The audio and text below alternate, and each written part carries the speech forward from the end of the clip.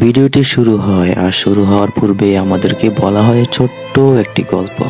সেই গল্পের নাম দেওয়া হয় মূর্খ যখন মৃত্যুবরণ। অর্থাৎ গল্পটি শুরু হয় একটি ইঁদুরকে দেখিয়ে।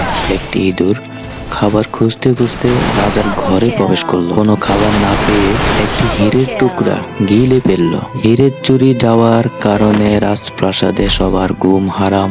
অর্থাৎ তোমরা সবাই জানো মূল্যবান জিনিস হারিয়ে গেলে যা কিছু হয়। রাজা মশাই জ্যোতিষীকে ডেকে পাঠালো।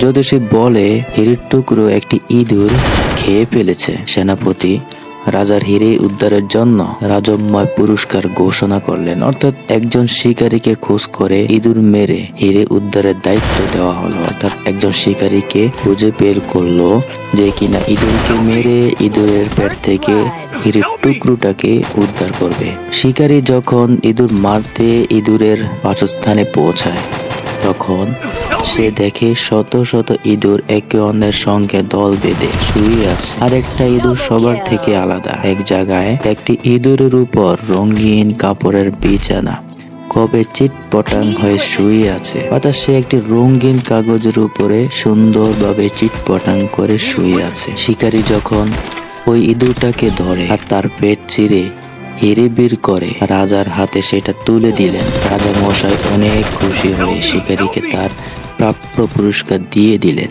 এবং তাকে জিজ্ঞেস করলেন, হাজারো ইঁদুরের মধ্যে তুমি কিভাবে বুঝলে এই ইঁদুরটা হিরে চুরি করেছে? শিকারী বললেন, খুবই সহজ। মূর্খ যখন হঠাৎ বিত্তবান হয়ে যায় তখন নিজেকে অন্যের থেকে আলাদা মনে করে নিজের জাতির সঙ্গে মেলামেশা বন্ধ করে দেয়। মূর্খ হিরেটা ঠিক তাই করেছিল। হীরা চুরি করে নিজেকে সবচেয়ে ধনী এবং ইঁদুরদের রাজা ঘোষণা দিয়েছিল। আমাদের বর্তমান সমাজেও কিছু কিছু ব্যক্তির মাঝে এমন আচরণ পরিলক্ষিত হয়।